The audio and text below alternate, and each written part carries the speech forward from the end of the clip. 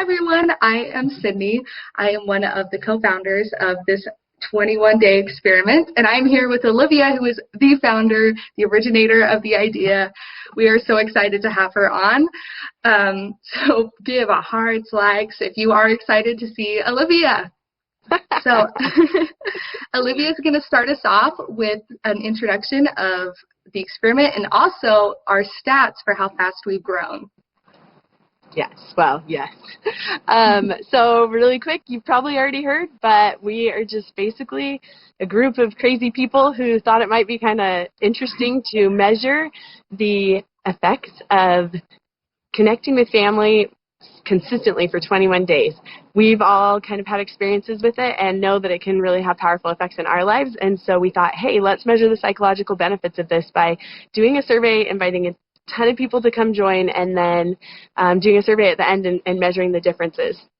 So we all got together, Sydney and several other people. I can't even list everybody because everyone that came on was just so excited and just got to work and put their incredible, unique skills to work. Without everyone's unique skills, like, it never would have come together. It's been a week long, just a week and a half, not even a whole week and a half since we first got together, and so much has happened. So what I actually wanted to tell you all right now is, as of this moment, we have 1,307 participants. Like, that many people have taken this survey.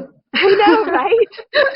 That many people have taken the survey, and it's just growing. Like, with every minute, by the end of this, there will be more. It's insane to me how many people are so excited and passionate about this project, and I am so excited because obviously I'm passionate about it, and I'm passionate about helping everyone discover that there's so many cool ways to connect with family, both living and deceased, and we're hoping that we can help you, like, open up your mind to all the different possibilities, as well as all the different research that already does exist to show the power that comes from that, and the strength that you can gain as an individual as far as self-worth and resilience and all of those cool things. There's just so many cool benefits to doing this, and I hope that as all of you that are doing this experiment with us find and have those kind of results in your lives, that you'll share them with us, so we can then share those with others and invite them in to participate in similar ways. Maybe do it again in the future. Who knows? We'll not go there yet. But Yes, I agree. It has been so cool to watch the growth and how excited people are about it. If you love family history, like, drop in the comments your stories, your experiences, because the more we can all share them together, the more inspired everyone is going to be. Yeah. So that is so cool. My first question for Olivia is how the process went for the inspiration for the project. Well, I feel like I remember you saying that you were up in the middle of the night or something. Maybe you could give more insight on that.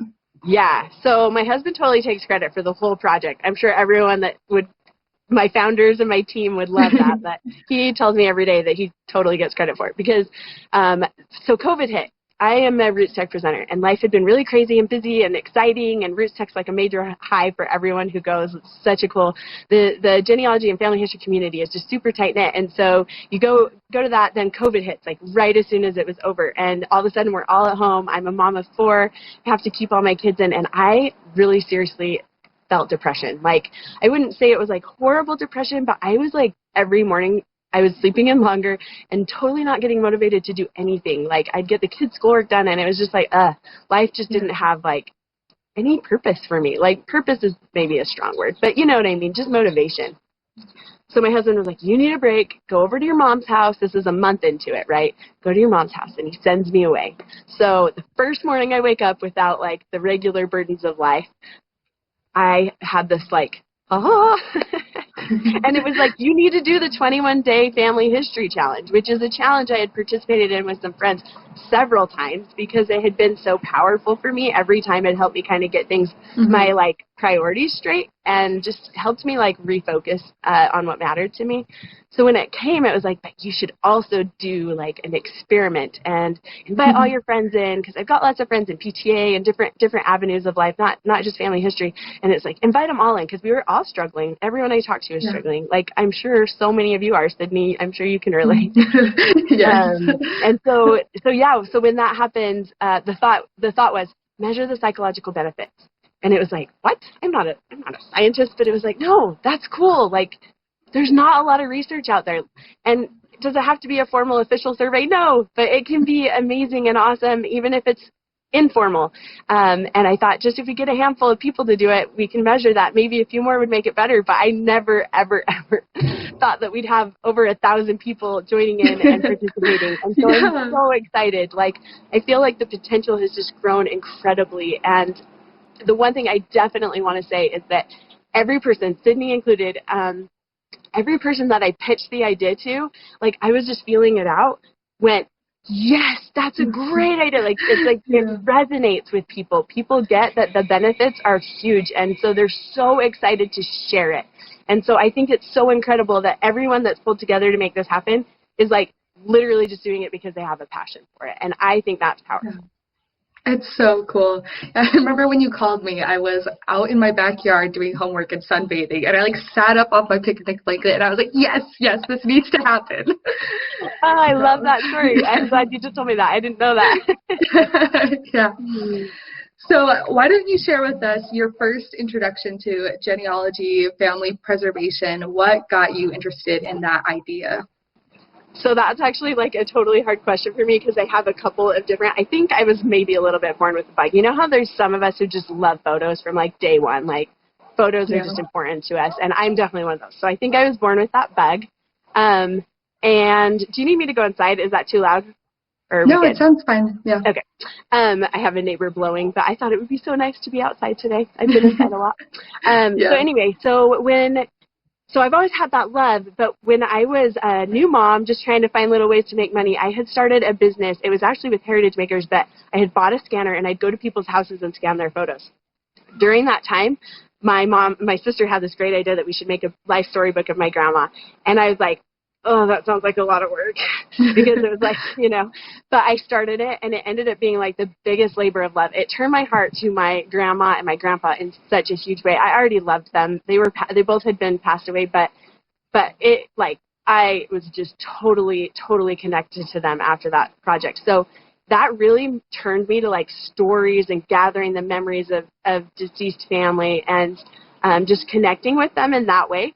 But then when I'm trying to remember but then the big shift for me, I actually moved. We lived in Virginia at the time. I moved to Utah, and I had a friend invite me to do the 21-day challenge for the first time. Yeah. And so I was like, okay, what the heck? I need to know this. It was November, and I'm a mom of, I think, 3 kids at the time. And it's like, but I just was like, I'm going to do it. So I did it. And what changed for me was I realized that family history could be way more than just dead people and charts, which is really a turnoff to a lot of people. They're like, eh. But what I realized was, hey, I can do this in my daily life. It can be easy things. It can be cool things. It can include tech. Like Roots Tech was a big thing for me because I love involving tech in putting stories together and things like that. And then really I just gained a passion. After that, I gained this huge passion for helping other people in my walk of life, like with young kids, to realize, hey, you don't have to wait till you're old. It's not a hobby that you just like wait for. You can experience these really incredible benefits of it now, and it's easy. You're already doing a lot of it. Open up your mind, have that paradigm shift that like collecting stories, collecting memories of even your kids is doing your family history and preserving, right? Which I think we all share that kind of passion. Everyone on this project really shares that passion. Yeah, thank you. For those who may not know, Roots Tech is the biggest family history conference in the world. It happens in Salt Lake City around February and March every year. And that is actually where I met Olivia in person for the first time. We'd connected virtually before. And while I was at this last conference, Olivia was speaking, and let me tell you guys, it was such a great session. I have been to so many, and it was so good because she had such original ideas on how to get people involved in family history. So Olivia, what I would love for you to do is share some of those unique ideas you have on preserving family stories. Okay. I'll tell you my two favorite, because I really seriously have like endless lists. And I would tell you, my blog is totally just built for resources for my class attendees. So if you want to go check it out, it's just livestreehouse.blogspot.com. And so I just put like my slides and my syllabuses or any of that stuff on there, links to things. So if you really want to explore some cool, unique, maybe creative ideas, go there. Yes, do it. Go. My two favorite ones would be, Let's see. Okay, so I actually think it's really cool because Marco Polo, if you haven't heard of that one, it's a video messaging app, and I use it constantly. That's how I stay in touch with my sisters and my friends, and it's really a cool app. So totally install that. It's free. But what I've done is I've turned that into my journaling app. So I have a feed called Just Me. And I get in there and I just journal to myself because I'm already in the habit of using Marco Polo so regularly. It's easy for me to just tap on it and say, and then tell a little bit about my day or my week or my month, however long it's been. Sometimes it's longer than others. And one of my neighbor's fire alarms is going off. Can you hear me okay? It's just very distant in the background. Okay. Should I go? I'll walk over here. So the other one is I've actually included my family in that. And they will do, so what I'll do is I'll send a post to all of my siblings and I steal the ideas off of 52 Stories from Family Search. And that one, I think I might have walked closer to the fire alarm there. But, and that one is at the, I'll post a little question and then we'll all answer it. We'll all take turns answering it within Marco Polo. And then people always ask me, what do you do after that? I'll just long press it and I'll save it so that it's not, I can't tell where the fire alarm is. So I'll long press it and save it to my phone and then it automatically stores in my Google Photos. So I think that's super cool, fun way to do it too. And then one other way that I do that is I involve the kids in it. I'll just have the kids come do, like basically, well, I'll just do a family journal video entry. And I think that's a really fun way to do it as well. So those are some more unique ideas. That's so fun. I love that idea. And here's the thing. People are always saying, like, how can we get young people involved in family history? You guys, that is how, okay? Yeah. Don't try to force something on them that they don't want to do. Use what they're already using and make that work for what you want. And that's what Olivia is, like, the queen of, the empress. Oh, thank you. Wow. Olivia also introduced me to a really cool idea, which is animating videos. Why don't you tell us about that? Okay, that is seriously my passion. I taught that at Roots Tech this year, too. I got an ad on my computer for using, like, an animation software that was kind of cheap, and I was like, all of a sudden I'm like, wheels are turning, family stories, animated story, that would be super cool. And so I ended up applying for teaching it at Roots Tech just to do like a lab. And I have like fallen in love with it. What's been cool, and I told Sydney last night, but like the thing that I love about it and what I've learned is that the key is finding a project that truly inspires you. And there's something just totally invigorating to me about turning someone's story into an animation so that kids can consume it and love it and enjoy it and envision it a little bit, right? And so what I'll do is I'll just use these different softwares out there. I've learned how to use a couple of them, and then I go and get these stories from my parents, and that's what's cool. As I feel like it's easy for me to gather my grandparents' stories. Like there's this connection between grandparent and grandchild, but with my parents, it's not always as easy to get them to tell you your stories. But if you're like, hey, I want to make an animation for my kids, they maybe tap into that a little better. And it's made it so that I've collected some stories that I never would have collected otherwise and brought them to life. And when, like my sisters have all said, when you ask the kids if they remember a story about like grandma or grandpa, it's always the ones that have been turned into animations because they can picture it better, right? Yeah. So I think that's really cool.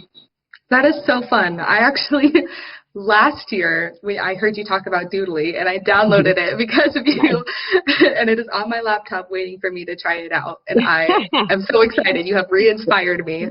Yes. You know, we have these, on all our plans that we have for this 21-day experiment, we have our Build Your Own plans, and that is going to be one of my many activities. Perfect. I think you totally should. It really is crazy fun to do. Yeah. So. All right. And my last question for you today is, what do you hope people come away with after this experiment?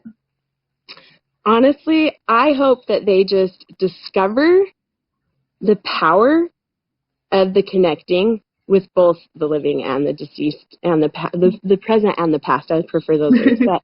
But like with the power, like how powerful it can be in their lives, even if it's hard stories that they come upon, realizing that it can be powerful and helping them to change. And like I have stories of ancestors that I've come upon that I was hurt that they made choices that they made. Like I was like almost offended for their parents, right? Because they, and I had to kind of work through that. And I feel like it made me a better person because of those stories and those things, those harder stories I've learned. I've become better through that experience.